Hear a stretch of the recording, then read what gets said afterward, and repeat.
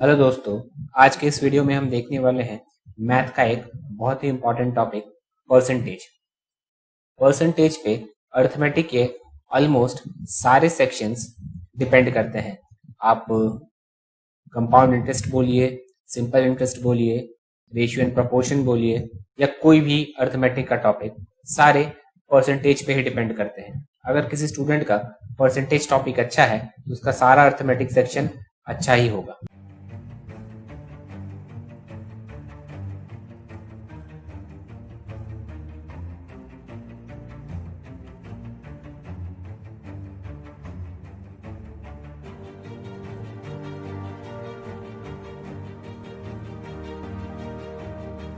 Five 40% 2/5 और बाकी सब। इसमें मैंने वही सारे परसेंटेज टर्म्स लिए हैं जो कि एग्जाम में बार बार पूछे जाते हैं। इस स्लाइड को पॉज करके अच्छे से देख लीजिए क्योंकि आगे आने वाले क्वेश्चंस में ये सारे फ्रैक्शनल वैल्यूज काम आएंगे। बढ़ते हैं नेक्स्ट स्लाइड पे। हमारा पहला टिप्स एंड ट्रिक्स है A is what percent of B. ऐसे क्वेश्चंस करते टाइम हमेशा कंफ्यूजन आता है, न्यूमरेटर में क्या आएगा और डिनोमिनेटर में क्या आएगा। हमेशा याद रखिएगा इज बाई ऑफ, यानी इज जिसके बगल में लिखा रहेगा वो ऊपर में आएगा और ऑफ जिसके बगल में लिखा रहेगा वो नीचे आएगा। यानी इस केस में ए बाई बी हो जाएगा और इसको अगर 100 से मल्टीप्लाई करिएगा तो इसका आंसर आ जाएगा। Next, A is 20% more than B. ऐसे केसेस में हमेशा कंफ्यूजन होता है 100 ए को पकड़े या बी को। तो हमेशा याद रखिएगा देन जिसके बगल में लगा रहता है हम परसेंटेज उसी के रिस्पेक्ट में निकालते हैं और वही 100 होता है। तो इस केस में बी हो जाएगा 100 तो ए का वैल्यू होगा 120 क्योंकि ए बी से 20% ज्यादा है। नेक्स्ट, इन सारे परसेंटेज टर्म्स को सीक्वेंस वाइज देख लीजिए वीडियो पॉज करके। इसका एप्लीकेशन हम जब क्वेश्चन सॉल्व करेंगे उस टाइम देखेंगे। आगे बढ़ते हैं। फोर्थ पॉइंट, अगर सेम परसेंटेज वैल्यू पहले बढ़े और बाद में घटे तो हमेशा इफेक्टिव परसेंटेज जो होगा वो कमेगा। फॉर एग्जाम्पल, अगर किसी का सैलरी पहले 10% इंक्रीज होता है, बाद में 10% डिक्रीज हो जाता है, तो इस केस में इफेक्टिव परसेंटेज वैल्यू जो होगा वो 1% डिक्रीज होगा। यही अगर 10% की जगह 20% और 20% हो जाए तो उस केस में 4% का डिक्रीज होगा। यानी अगर 0 को हटा दें और बचा हुआ नंबर को मल्टीप्लाई कर दें तो उतना परसेंट डिक्रीज होगा। जैसे 20 में 2 और 2 को मल्टीप्लाई करने से 4 आएगा, यानी 4% डिक्रीज। यही अगर 30% रहा तो उस केस में 3 × 3 9% डिक्रीज हो जाएगा। Next, 20% of a number is 100 तो ओरिजिनल नंबर कितना होगा। तो हमेशा ऐसे क्वेश्चंस को फ्रैक्शनल वैल्यू में तोड़ दीजिएगा और फ्रैक्शनल वैल्यू में तोड़ने के बाद जो डिनोमिनेटर होगा वो हमेशा अपना ओरिजिनल नंबर होगा और ऊपर का जो न्यूमरेटर होगा वो वेरी करेगा। इस केस में ये 100 हो जाएगा क्योंकि इधर बोला है 20% ऑफ अ नंबर इज 100 और ये 5 यूनिट का 20% होगा 1, तो ये 1 यूनिट हो जाएगा अपना 100, 5 यूनिट हो जाएगा 500। नेक्स्ट, अगर कोई नंबर 2 टाइम्स होता है तो परसेंटेज के टर्म में वो 100% का इंक्रीज होगा। अगर वही 3 टाइम्स बढ़ रहा है तो यानी परसेंटेज के टर्म्स में वो 200% बढ़ेगा। अगर 4 टाइम्स बोला जाए तो वो 300% बढ़ेगा। ऐसे ही अगर कोई नंबर 10 टाइम्स बढ़ रहा है तो यानी वो 900% बढ़ेगा। इसे भी जरूर याद रखें क्योंकि इधर पे कंफ्यूजन होता है। कोई नंबर अगर 3 टाइम्स बढ़ रहा है तो लोग सोचते हैं वो 300% हो गया, पर ऐसा नहीं होता है। अब बढ़ते हैं क्वेश्चंस की तरफ। हमारा पहला क्वेश्चन है व्हाट परसेंट ऑफ 2/5 इज 4/45। ये इज बाई ऑफ वाला टाइप का क्वेश्चन है। तो इसमें ऊपर होगा अपना 4/45 और नीचे होगा 2/5। नीचे 2/5 लिखने का मतलब ऊपर में ये 5/2 हो जाएगा और इसको 100 से मल्टीप्लाई करेंगे तो परसेंटेज टर्म में इसका आंसर आ जाएगा। इसका आंसर हो जाएगा सी, 200/9%। बढ़ते हैं नेक्स्ट क्वेश्चन पे। वीडियो पॉज करके इसे पहले खुद ट्राई करिए, उसके बाद आंसर देखिएगा। What percent of 14.4 kg is 36 grams. सबसे पहले 14.4 kg को ग्राम्स में बदल लीजिए, तो ये हो जाएगा अपना 14400। न्यूमरेटर में जाएगा ईज यानी 36 और इसको इंटू 100 करेंगे तो अपना आंसर आ जाएगा 36 4 टाइम्स 144 होता है यानी 400 और 100 4 ज़ा 400 यानी 1/4। आंसर हो जाएगा सी 0.25%। Next 15% of a number is 600, तो ओरिजिनल नंबर क्या होगा? 15% यानी 3/20। इसका मतलब 20 का 15% होगा 3 और 15% दिया हुआ है 600, तो 3 यूनिट हो जाएगा अपना 600, तो 1 यूनिट होगा, ये होगा 600, तो 1 यूनिट होगा 600/3 यानी 3 1 ज़ा 3 2 एंड 00। 1 यूनिट 200 यूनिट कितना होगा? 2 2 ज़ा 4 और 3 0। इसका आंसर हो जाएगा बी। बढ़ते हैं नेक्स्ट क्वेश्चन पे। ये भी सेम क्वेश्चन, इधर भी वीडियो आप पॉज करके पहले खुद ट्राई करिए, उसके बाद आंसर देखिएगा। 37 1/2% ऑफ अ नंबर इज 600। 37 1/2% यानी 3/8 और 3 यूनिट हो जाएगा 600, तो 1 यूनिट कितना होगा? 1 यूनिट होगा 600/3 यानी 200, तो 8 यूनिट कितना होगा? 8 यूनिट होगा 1600, 200 इंटू 8, इसका आंसर हो जाएगा 1600। बढ़ते हैं अगले क्वेश्चन पे। 0.05 is how much percent of 50। ये भी इज बाई ऑफ टाइप वाला क्वेश्चन है, इसमें ज्यादा टाइम नहीं लूंगा मैं, इसका डायरेक्ट आंसर कर देते हैं। इज यानी 0.05 बाई ऑफ यानी 50 इंटू 100 यानी 1/10। 0.05 इंटू 100 करेंगे तो 5 आएगा, 5/50 इज 1/10, इसका आंसर हो जाएगा 0.1%। आगे बढ़ते हैं। ए number becomes 888 when it is decreased by 11 1/9% from itself। इधर पे क्वेश्चन पढ़िए क्या बोल रहा है। ए number becomes 888 when it is decreased by 11 1/9%। जब 11 1/9% उस नंबर से डिक्रीज हो रहा है तो वो नंबर हो जा रहा है 888, यानी 9 अपना ओरिजिनल नंबर और 1 यूनिट जो डिक्रीज हो रहा है, तो 1 यूनिट डिक्रीज हो गया कितना हो जाएगा? 8 यूनिट, और 8 यूनिट यही दिया हुआ है 888। 1 यूनिट होगा अपना 888/8 यानी 111। ओरिजिनल नंबर कितना है? 9 यूनिट, ओरिजिनल नंबर अपना हो जाएगा 9 इंटू 111 इज इक्वल टू 999। इस केस में इसका आंसर हो जाएगा 999। बढ़ते हैं नेक्स्ट क्वेश्चन पे। A is 6 times bigger than B, यानी A is equal to 6B, तो हम इसे A by B is equal to 6/1 लिख सकते हैं, यानी B अगर 1 होगा तो A 6 होगा। नेक्स्ट क्वेश्चन में हमसे पूछ रहा है what percentage B lesser than A, यानी B A के रिस्पेक्ट में कितना छोटा है।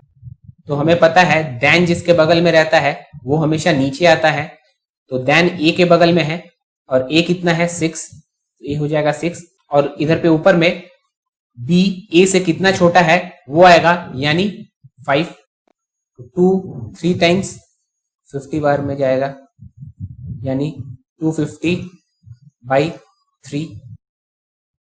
इसमें मल्टीप्लाई अगर करते हैं 3 8 ज़ा 24, फिर 3 3 ज़ा 9, तो 83 जिस ऑप्शन में रहेगा वो आंसर हो जाएगा, पूरा डिवाइड करना नहीं पड़ेगा, इसका आंसर हो जाएगा ए। बढ़ते हैं अगले क्वेश्चन पे। If A's income is 25% more than B, then what percent is B's income less than A। अगर A का इनकम B से 25% ज्यादा है, B इस केस में 100 होगा क्योंकि B के बगल में देन लिखा हुआ है, तो A हो जाएगा अपना 125। अब देखते हैं क्वेश्चन में पूछा क्या है। What percent is B's income less than A। Question में ए के रिस्पेक्ट में पूछा है बी का इनकम कितना कम है, देन ए के बगल में है यानी ए का वैल्यू नीचे आ जाएगा और दोनों का जो डिफरेंस है वो ऊपर। अब इंटू 100 अगर आप नहीं करते, इसको डिवाइड करने से क्या मिलता है हमें 1/5 और 1/5 का परसेंटेज वैल्यू कितना होता है 20%। इसका आंसर हो जाएगा 20%। ये सारे क्वेश्चंस करने के लिए हमें ये डेटा याद रखना होगा। अगर हमें ये डेटा सीक्वेंस वाइज याद रहे तो हम ऐसे क्वेश्चंस एक बार में ही कर लेंगे। जैसे उस क्वेश्चन में बोला है A is 25% more than B, तो इधर से 25% वाला डेटा पकड़िए आप, यानी ये। फिर पूछा है बी ए से कितना कम है, तो 25 से कम वाला वैल्यू कौन सा है 20%, तो आंसर हो जाएगा 20%। यही अगर क्वेश्चन में बोला रहता ए इज 33 1/3% मोर देन बी और पूछता बी ए से कितना कम है, तो उस केस में हम 33 1/3% पे जाते हैं और इससे जो कम वैल्यू है उसको पकड़ लेते हैं, यानी 25% इस केस में। बढ़ते हैं अगले क्वेश्चन पे। ये भी सेम टाइप का क्वेश्चन है। इसमें बोल रहा है price of rice is increased bye 16 2/3%, what will be the increase in consumption of rice. अगर किसी चीज का प्राइस बढ़ेगा तो उसका कंजम्पशन ऑटोमेटिकली घट जाएगा, यानी price is inversely proportional to consumption. तो इधर पे प्राइस अपना बढ़ रहा है 16 2/3%। अगर वो चार्ट देखें तो 16 2/3% से ज्यादा वाला वैल्यू 20% है और कम वाला वैल्यू 11 1/9% है। ये चार्ट आप देखिए, इधर पे 11 1/9%, यहाँ पे 16 2/3% और ये 20%। तो यहाँ पे क्वेश्चन पूछ क्या रहा है, what will be the increase in consumption of rice. तो इंक्रीज कितना होगा, इंक्रीज यानी बढ़ना, तो बढ़ना यानी ज्यादा वाला वैल्यू पकड़ लीजिए आप, इस केस में हो जाएगा 20% आंसर। और यही अगर इधर बोल देता if the price of rice is increase by 16 2/3%, तो इधर पे पूछता कंजम्पशन कितना डिक्रीज हो रहा है, तो उस केस में आंसर हो जाता 16 2/3% से कम वाला, डिक्रीज यानी कम, तो उस केस में आंसर हो जाता 11 1/9%। ऐसे क्वेश्चंस हमेशा दो स्टेटमेंट में आते हैं, परसेंटेज का वैल्यू निकाल लीजिएगा और दूसरा स्टेटमेंट में ये देखिएगा इंक्रीज है कि डिक्रीज है। अगर इंक्रीज रहे तो परसेंटेज टर्म से ज्यादा वाला आंसर और डिक्रीज रहे तो परसेंटेज टर्म से कम वाला आंसर। पर हाँ, आपको वो सारे परसेंटेज टर्म्स को सीक्वेंस वाइज याद रखना होगा। बढ़ते हैं अगले क्वेश्चन पे। If the side of a square is increased by 15%, then what will be the percentage change in its area. Square का एरिया का फॉर्मूला होता है side into side is equal to area. ये ओल्डर स्क्वायर, ये new square. 15% यानी 3/20, और इसमें बोला क्या है, साइड 15% बढ़ रहा है, यानी पहले अगर साइड 20 था तो अभी 3 यूनिट बढ़ गया है और अभी हो गया उसका साइड 23। ओल्डर अगर 20 रहा तो न्यूअर हो जाएगा 23, वैसे ही ये 20 होगा तो ये हो जाएगा 23। एरिया होगा 20 इंटू 20 इज इक्वल टू 400 और 23 into 23 is equal to 529। Change in area कितना हुआ 129, तो परसेंटेज चेंज कितना होगा 129 डिवाइडेड बाई 400 इंटू 100, यानी 32.25%। अगर इस क्वेश्चन को आपको फॉर्मूला से करना है वो भी मैं बता दे रहा हूं। उसका फॉर्मूला होता है x plus y plus x y by 100। इधर पे x और y स्क्वायर का साइड हो जाएगा, यानी पहले 15% बढ़ा, दूसरे बार में फिर 15% बढ़ा। अगर ये घटा हुआ रहता तो इधर पे हम माइनस करते, पर बढ़ा हुआ है इसीलिए दोनों में प्लस, फिर प्लस 15 इंटू 15 यानी 225 डिवाइडेड बाई 100। तो इस केस में भी आंसर हो जाएगा 32.25%। ये भी सेम टाइप का क्वेश्चन है। इसमें बोल क्या रहा है, अगर किसी व्यक्ति का पहले सैलरी 16 2/3% बढ़ जाता है और फिर 20% डिक्रीज हो जाता है। 16 2/3% इंक्रीज यानी 1/6 यूनिट इंक्रीज, इसका मतलब पहले उसका सैलरी अगर 6 यूनिट था तो 1 यूनिट अब बढ़ के 7 यूनिट हो गया है। नेक्स्ट 20% डिक्रीज यानी 1/5 डिक्रीज। इसका मतलब अगर पहले उसका सैलरी 5 यूनिट था तो अब 1 यूनिट डिक्रीज होके 4 यूनिट हो गया है। तो इधर पे उसका ओल्डर सैलरी लिखते हैं, इधर पे उसका न्यूअर सैलरी लिखते हैं। ओल्डर में सबसे पहला 6 यूनिट और दूसरा 5 यूनिट। न्यू सैलरी में 7 यूनिट इधर का और 4 यूनिट ये वाला।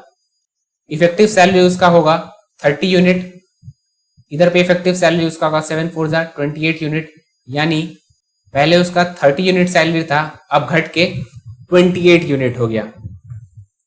तो परसेंटेज चेंज होगा 2/30 इंटू 100 यानी 20/3%। 20/3 होता है 62/3%। आंसर हो जाएगा 62/3%। पढ़ते हैं अगले क्वेश्चन पे। The price of sugar is increased by 20%। Sugar का प्राइस 20% बढ़ जाता है और इसके वजह से एक फैमिली को 180 रुपया में 10 kg कम शुगर मिलता है। क्वेश्चन में पूछ रहा है जो नया प्राइस हुआ है शुगर का पर केजी वो कितना होगा। इधर पे 20% शुगर का प्राइस इंक्रीज हुआ है और इधर पे जो 10 kg दिया हुआ है वो उसका कंजम्पशन कितना कम हो रहा है वो बता रहा है। तो 20% को 10 kg से रिलेट नहीं कर सकते। तो इसके लिए सबसे पहले ये जो 20% शुगर का प्राइस है इसको कंजम्पशन में ले जाना होगा। तो हमें पता है प्राइस अगर बढ़ेगा तो कंजम्पशन कमेगा। तो 20% अगर प्राइस हाइक हो रहा है तो 16/2/3% उसका कंजम्पशन कमेगा। अगर वो परसेंटेज डेटा आपको याद है तो उधर से ये आप डायरेक्ट कर सकते हैं। और 16/2/3% यानी 1/6 डिक्रीज होगा। यानी पहले अगर वो 6 यूनिट खाता था तो अब वो 5 यूनिट ही खाएगा, यानी 1 यूनिट कम जाएगा। और यही 1 यूनिट 10 kg के बराबर होगा और 1 यूनिट बराबर 10 kg तो 6 यूनिट बराबर 60 kg हो जाएगा। इसका मतलब 60 kg पहले वो खरीदता था 180 रुपया में और अभी खरीद रहा है 50 kg। हमसे पूछा है नया वाला प्राइस, तो नया वाला प्राइस के लिए 180 से अभी जितना केजी वो शुगर खरीद रहा है उसको डिवाइड करेंगे, यानी 50 को, यानी 3.6 पर केजी। आंसर हो जाएगा ए। बढ़ते हैं अगले क्वेश्चन पे। सेम टाइप का क्वेश्चन, इसे पॉज करके खुद ट्राई करिए। बढ़ते हैं अगले क्वेश्चन पे। एक क्लास में 200 स्टूडेंट्स हैं और उनमें से 100 फेल कर जाते हैं फिजिक्स में और 60 फेल कर जाते हैं केमिस्ट्री में, और 24 स्टूडेंट्स ऐसे हैं जो फिजिक्स और केमिस्ट्री दोनों में ही फेल कर जाते हैं। इसके लिए वेन डायग्राम बनाइएगा पहले। ये फिजिक्स में जो फेल करते हैं, ये केमिस्ट्री में जो फेल करते हैं, ये दोनों में जो फेल करते हैं। दोनों में 24 स्टूडेंट्स फेल करते हैं और फिजिक्स में फेल करने वाले 100 है। तो ओनली फिजिक्स में निकालने के लिए 100 से 24 माइनस करेंगे, क्योंकि ये 100 में ऐसे भी स्टूडेंट है जिन्होंने फिजिक्स और केमिस्ट्री दोनों में फेल किया है। तो उसमें से अगर 24 माइनस कर दें तो हमें ऐसे स्टूडेंट्स मिलेंगे जिन्होंने बस फिजिक्स में ही फेल किया है। वैसे ही केमिस्ट्री के लिए, केमिस्ट्री में 60 स्टूडेंट फेल किए हैं और सिर्फ केमिस्ट्री में फेल हुए स्टूडेंट्स को निकालने के लिए उसमें से 24 माइनस करेंगे, यानी 60 माइनस 24 36। यानी ये वो सारे स्टूडेंट्स हैं जो कि एटलीस्ट एक सब्जेक्ट में फेल हुए हैं।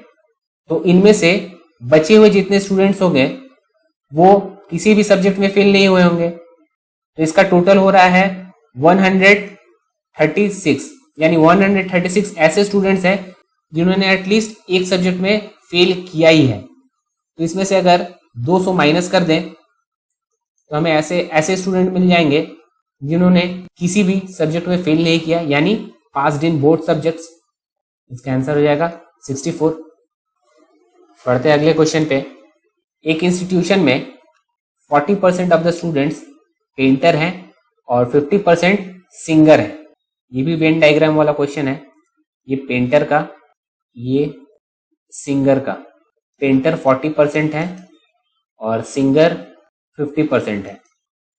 फिर क्या बोल रहा है, 18% ऐसे स्टूडेंट्स हैं जो कि ना तो पेंटर है और ना ही सिंगर है। यानी ये 18% ऐसे स्टूडेंट्स हैं जो कि ना तो पेंटर है ना ही सिंगर है। तो बाकी बचे 82% स्टूडेंट्स या तो पेंटर होंगे नहीं तो सिंगर होंगे।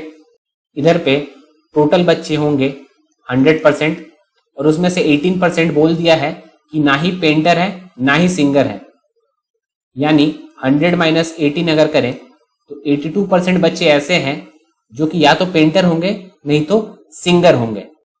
पर इधर पे ऐसे बच्चे जो या तो पेंटर हैं या तो सिंगर हैं उसका परसेंटेज आ रहा है 90%। 40 प्लस 50, ये 90% क्यों आ रहा है? ड्यू टू दिस, क्योंकि इसमें वो सारे स्टूडेंट्स भी एडेड है जो कि पेंटर और सिंगर दोनों हैं। यानी 8% ऐसे स्टूडेंट्स हैं जो कि पेंटर और सिंगर दोनों हैं। इसका आंसर हो जाएगा 8%। बढ़ते हैं अगले क्वेश्चन पे। फ्रेश फ्रूट में 68% वाटर है और ड्राई फ्रूट में 20% वाटर है। तो हम 50 kg फ्रेश फ्रूट से कितना kg ड्राई फ्रूट बना सकते हैं? इसके लिए ऊपर वाटर लिख लीजिए, साइड में पल्प लिख लीजिए। इधर पे फ्रेश फ्रूट लिख लीजिए, इधर पे ड्राई फ्रूट्स। फिर 68% बोल रहा है फ्रेश फ्रूट में वाटर है, तो 68% यानी 17/25।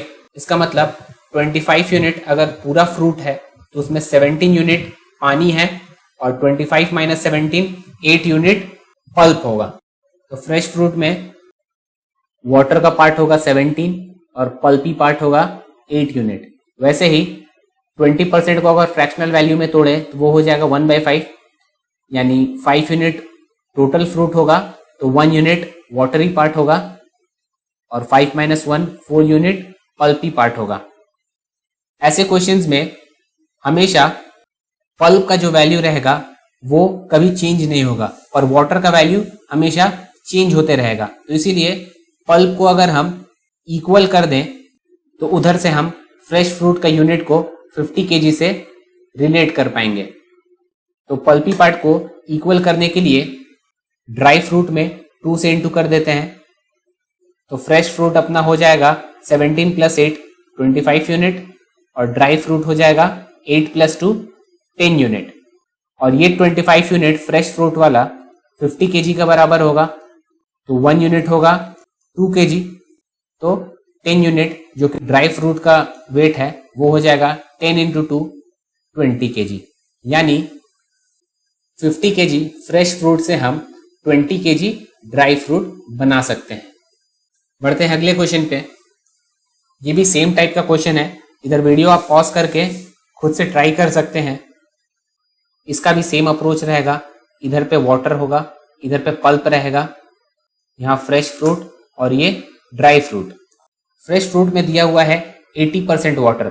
80% को अगर आप फ्रैक्शनल वैल्यू में तोड़ेंगे तो होगा 4/5, यानी 4 पार्ट वाटरी पार्ट रहेगा और 1 यूनिट पल्पी पार्ट रहेगा। और ड्राई फ्रूट में बोल रहा है 20% वाटर। 20% यानी 1/5, यानी 1 यूनिट वाटरी पार्ट होगा और 5 माइनस 1 4 यूनिट पल्पी पार्ट होगा। इधर फिर से पल्प को हम इक्वल कर देंगे। तो इक्वल करने के लिए सबसे आसान तरीका रहेगा फ्रेश फ्रूट में 4 से मल्टीप्लाई कर देना। तो फ्रेश फ्रूट हो जाएगा 4 4 16 प्लस 4 20 यूनिट और ड्राई फ्रूट हो जाएगा 1 प्लस 4 5 यूनिट। क्वेश्चन में पूछ रहा है कितने केजी फ्रेश फ्रूट से 150 kg ड्राई फ्रूट हम निकाल सकते हैं। यानी जो दिया हुआ वैल्यू है वो ड्राई फ्रूट का है, इसीलिए 5 यूनिट को हम 150 kg से इक्वेट करेंगे। 5 unit is equal to 150 kg, तो 1 यूनिट होगा 30 kg, तो 20 यूनिट होगा 20 into 30 kg equal to 600 kg।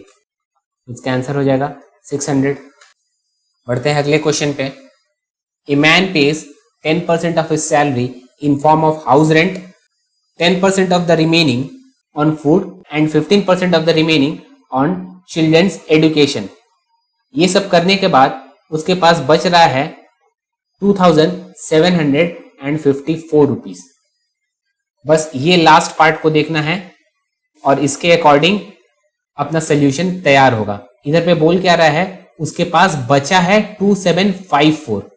तो इधर पे जितने भी परसेंटेज टर्म्स बोले गए हैं उसमें से हम रिमेनिंग पार्ट को निकालेंगे। यानी 10% अगर खर्च कर दे रहा है तो उसके पास बच कितना रहा है, 90%। फिर से 10% फूड पे खर्च कर दे रहा है, फिर उसके पास बच रहा है 90% का 90%।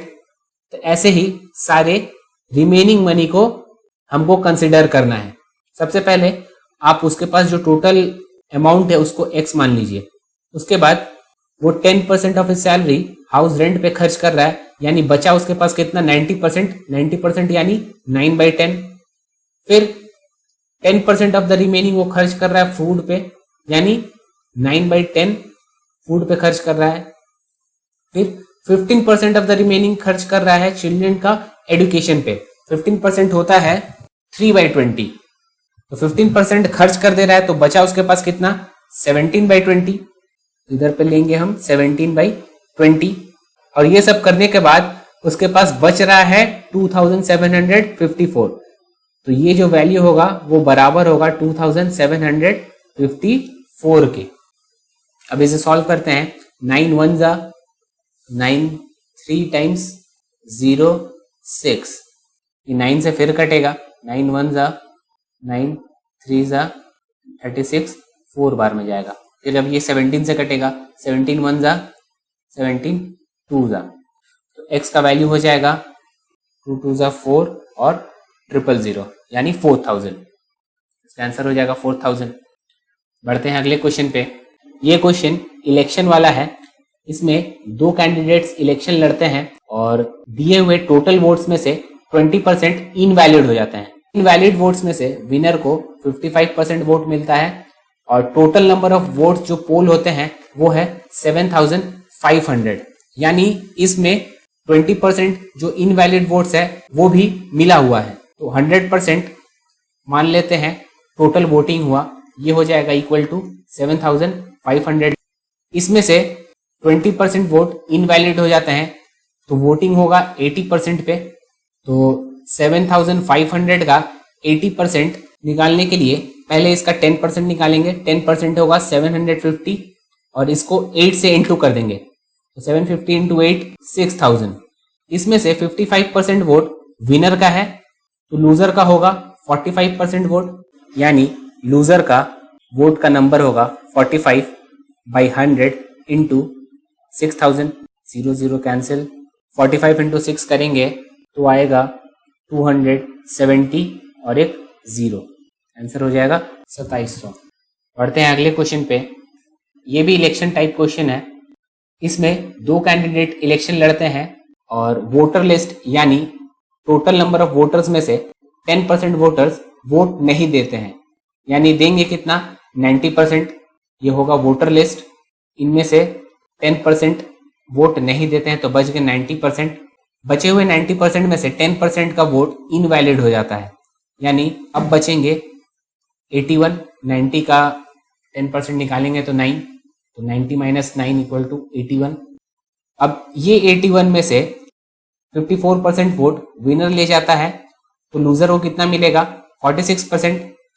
यानी इसमें से 54% विनर को मिलेगा और लूजर को मिलेगा बचा हुआ 46%। तो दोनों का जो डिफरेंस है 8% का, 54 माइनस 46, और ये 8% ऑफ 81 होगा 1620 के बराबर। क्योंकि इधर पे बोल रहा है विनर को 1620 वोट्स लूजर से ज्यादा मिले हैं, तो विनर और लूजर में 8% ऑफ 81 का डिफरेंस है और 8% of 81 will be equal to 1620, यानी 8/100 इंटू 81 इज इक्वल टू 1620। तो 1 यूनिट हो जाएगा 1620 इंटू 100 बाई 8 इंटू 81। 81 20 टाइम्स में कटेगा और 4 2 टाइम्स में, 4 25 बार में, 2 1 जा 2 10।